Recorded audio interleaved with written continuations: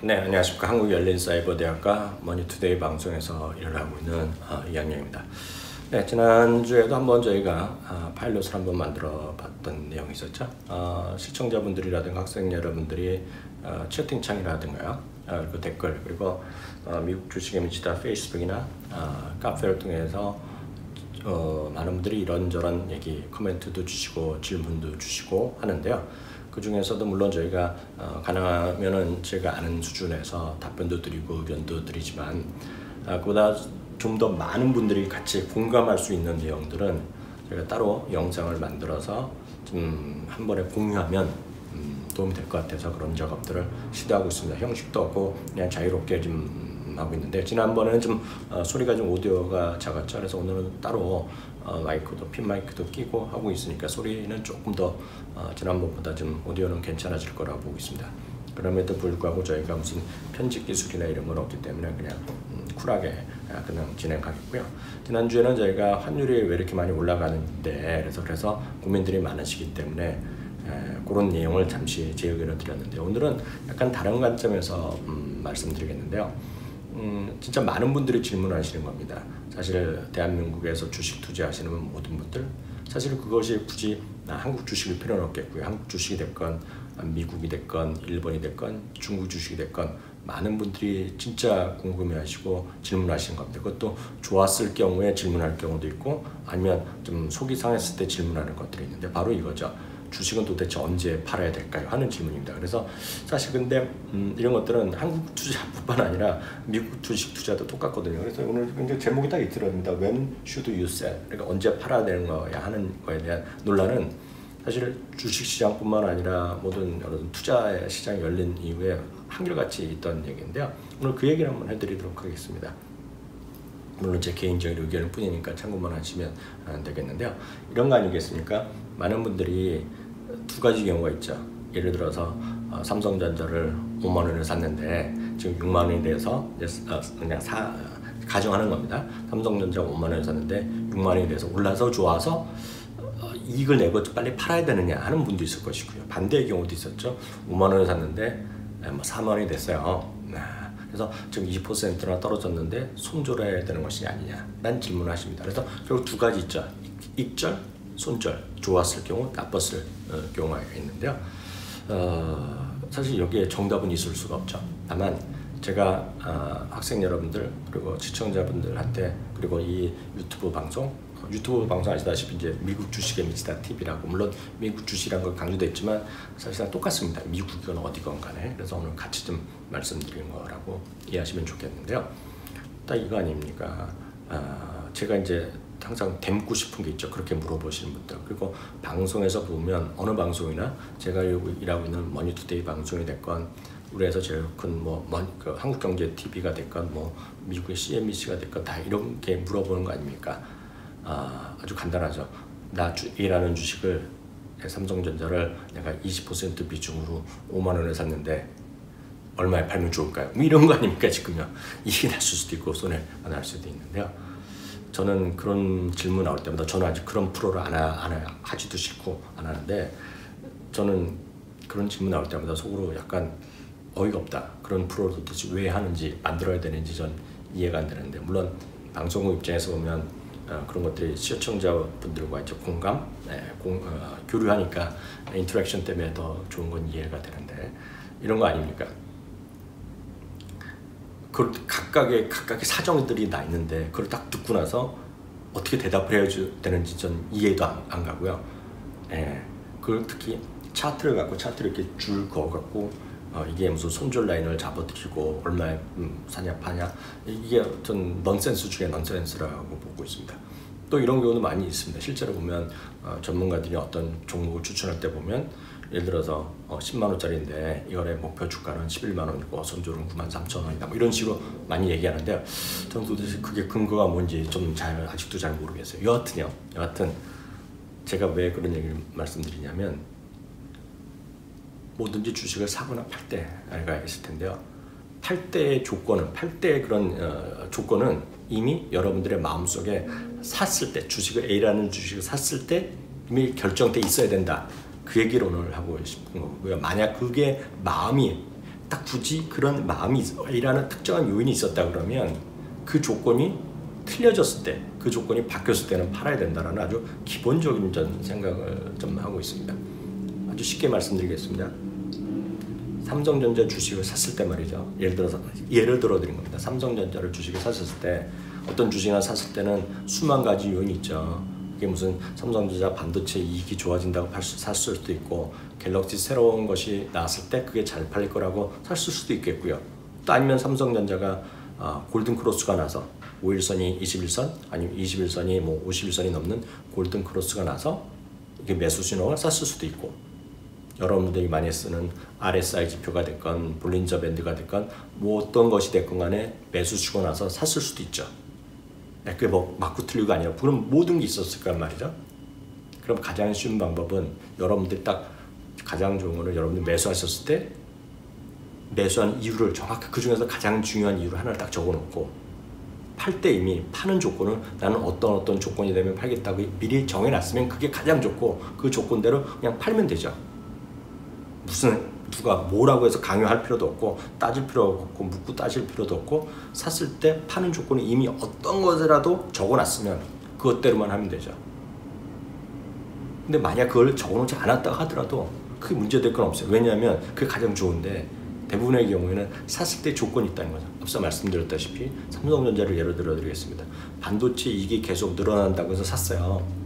누가 얘기했건 건 중요한 게 아니라 반도체 이익이 늘어난다고 TV에서 봤건 뉴스에서 봤건 심지어는 이양여이가 얘기해서 샀건 간에 반도체 이익이 올라갈 것, 이익이 증가할 거라서 샀으면 언제 팔면 되겠습니까?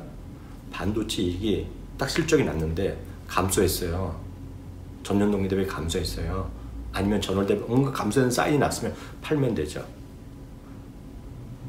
삼성전자를요, 어떤 경우는 이럴 수도 있죠. 스마트폰 갤럭시 S10이 잘 팔릴 거라고 얘기해서 샀으면 뚜껑 열어보니까 갤럭시 S10이 잘 안 팔려요. 그럼 팔면 되죠. 골든 크로스가 났으면 샀다 그러면 데드 크로스가 나면 팔면 되죠. RSI 지표가 매수 쉬고 나서 샀어? 그럼 RSI 지표가 매도 신호 나면 팔면 되죠. 이해가 되시죠? 그 A라는 조건이 그 조건에 바뀌었으면, 반대로 갔으면 팔면 되는 겁니다. 근데 대부분의 경우는 이런 거죠. 나는 그런 생각이 없이 반도체가 좋다고 해서 샀는데, 두 가지가 다 나옵니다. 반도체가 좋아진다고 샀어요, 삼성전자를. 근데 주가가 계속 올라가요. 계속 올라간다고 해서 주식을 팔 이유가 뭐 있겠습니까? 왜 팔아야 됩니까? 제가 되묻고 싶은 거죠. 왜? 반도체 이익이 계속 증가하면 여러분들 계속 갖고 가면 되죠. 왜? 나는 그 조건 때문에 샀으면 그 조건이 깨지면 팔아야 되는데 갑자기 거기다 가격 논리를 세우는 거죠. 5%, 10% 이익 나면 나는 무조건 파는 것이 정답이더라.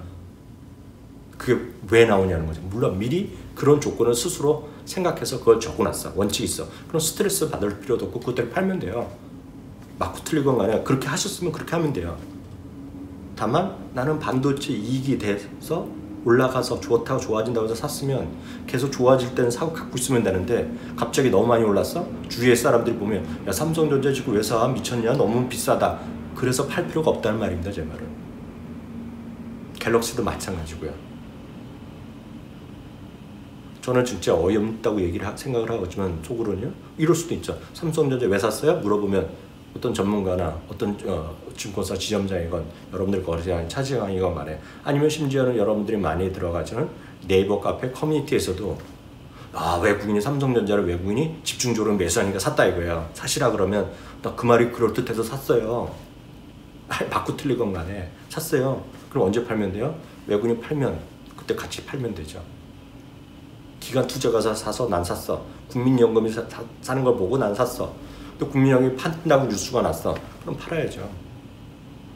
제가 드리고 싶은 말씀은 조건을 자꾸 바꾸지 말라는 얘기예요. 조건을. 자기가 샀을 때 원칙이 있잖아요. 그 원칙을 바꾸지 말라는 얘기예요. 가장 좋은 거는 샀을 때 조건, 틀렸을 때 조건을 미리 다른 잣대로 적어놨으면 상관없어요. 왜? 마음이 흔들리지 않으니까. 근데 그렇지 않고 조건을 적어놓지 않았으면 샀을 때 조건이 반대로 갔을 때 팔면 되는 거죠. 그 이상 뭐가 있습니까? 예. 대부분의 경우는 이런 거죠. 손절을 하는 것도 정해놓을 수 있어요. 자기가 익절은 내가 10%, 손절은 10% 그걸 정해놨다 이거예요. 그럴 수도 있죠. 그럼 문제는 어떻게 되느냐면 샀고 팔면 되는데 내가 10% 떨어졌어요? 그럼 사람들이 또 마음이 아프잖아요. 지금 못 팔아. 그러면 하루만 더 보자. 오늘 종가까지만 보자. 하루만 더 보자. 이틀만 더 보자. 한 달만 더 보자. 하면 그냥 30% 꺼지는 거죠. 그래서 제가 학생들한테 강의할 때 이런 얘기를 갖고 합니다. 오프라인에서. 샀을 때 주문을 오른손으로 냈으면 팔 때 주문을 왼손으로 내라고. 왜? 냉혈하게 자기 조건대로 그냥 팔라는 거 사거나 팔면 되는 거죠. 근데 대부분은 내가 A라는 전문가, A라는 방법대로 샀어요. 근데 많은 분들이 그걸 잘 못하시는 분은 갑자기 뚱딴지스럽게 다른 사람한테 물어봅니다. 다른 사람. 이학영이한테 듣고 샀으면 이학영이한테 물어봐야 되는데 예를 들어서 김학영이한테 물어보고 최학영이한테 물어봤다는 거예요. 그것도 아무 자초지종도 없이 전문가님, 지점장님, 차장님 이거 어떻게 하면 좋아요? 그럼 그 사람이 뭐라 그럽니까? 그 사람들이 속사정을 모르는데 전혀 상관없는 얘기를 하는 거죠. 나는 그 차트를 보고 산 것이 아니라 갑자기 차트로 손절을 젓는다? 입절을 차트로 갖다 잰다? 제가 외람되지만 저는 그렇게 매매해서 돈을 버는 사람을 단 한 명도 본 적이 없습니다. 지금까지. 본 적이 없어요. 조건이 틀려갖고 돈을 번 적이 없어요. 그래서 혹시 더 추가적인 관심이 필요하신 분은 저희가 지난번에는 한 달쯤 됐나요? 저희가 저랑 한국에 계신 차영주 소장, 제가 아시다시피 지금 잠시 외국에 와 있는데요. 한국에 계신 차영주 소장님과 함께 매도의 법칙이랑 강의를 하나 또 만들어 놓은 게 있어요. 이것도 보시면 유튜브에 있는데요. 저희 미국 주식 MC다에서 매도의 법칙을 치면 나올 겁니다. 그러니까 유튜브 안에서도 한번 찾아보시고 아니면 저희 미국 주식 MC다 TV 안에 또 검색해서 매도의 법칙, 뭐 이학영 매도의 법칙 치면 나올 수도 있어요. 그래서 그렇게 찾아보시면 여기에 관련된 책도 있으니까 좀 더 자세한 얘기, 좀 더 본인만의 방법을 좀 더 디테일한 걸 아시고 싶으면 찾아보시면 되겠지만 저는 늘 말씀드리지만 주식을 어렵게 생각하지 않습니다. 아주 쉽게 머리 아파할 필요 없고 그냥 저희 미국 주식 MC다 카페에서 질문하시면 다 똑같습니다. 얼마에 팔아요? 어떻게 좋아요? 답이 누구 하나 여러분들한테 정답 알려드릴 수가 없어요. 왜? 주식 투자는 미래에 대한 정답이 있을 수가 없어요. 다 다른 생각. 아무도 모릅니다. 주가는. 그렇기 때문에 가장 쉬운 거는 변수를 줄이고 여러분들 스트레스를 줄이는 길인데 대부분은 스트레스를 반대로 가죠. 자꾸 딴 생각을 합니다. 자꾸 딴 생각.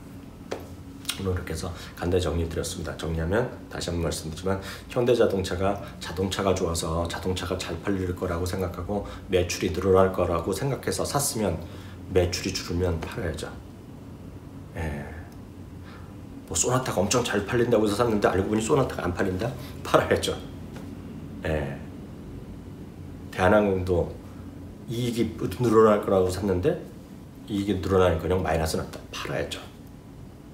반대로 이익이 늘어나서 샀는데 주가가 좀 떨어지더라도 이익이 계속 늘어나면 갖고 가시면 되죠. 늘 말씀드리지만 그렇게 안 하고 자꾸 잣대를 바꾸면 어떻게 된다? 매매만 많아지죠. 매매만 많아지면 제가 반농담을 말씀드리지만 매매가 늘어나면 돈 버는 사람은 증권사가 어찌됐건 돈을 벌고요. 거래소를 비롯한 유관기관에서 유관기관 수수료 받는 게 돈을 벌고요. 가장 또 많이 버는 것은 대한민국의 국세청이 벌죠. 거래세를 받으니까요. 대신에 여러분들의 계좌는 돈이 알게 모르게 조금씩 빠져나가죠. 그래서 여러분들 다시 말씀드리지만 매도의 법칙은 정확하다. 매수할 때, 사셨을 때 그 마음을 그대로 간직하고 그 조건이 바뀌었을 때 팔거나 아니면 그 조건이랑 약간 다르더라도 처음에 기준이 다르더라도 처음에 샀을 때 매도의 조건을 적어놨으면 그것대로 해라. 그것이 만약 적어놓지 않았다면 매수했을 때 혹시 오래되도록 기억이 안 나니까 메모 잠깐 뭐 스마트폰에 적어놓고 노트에 적어놓으시더라도 샀을 때 조건이 깨지면 그때 무조건 뒤도 돌아보지 말고 팔라. 이익이 났건 아니면 손해가 났건. 오늘 저의 이렇게 해서 두 번째 시간 어떻게 하는 것이 언제 매도하면 좋을지에 관한 얘기를 해드렸습니다. 감사합니다. 다음에 또 기회가 될 때 또 뵙도록 하겠습니다.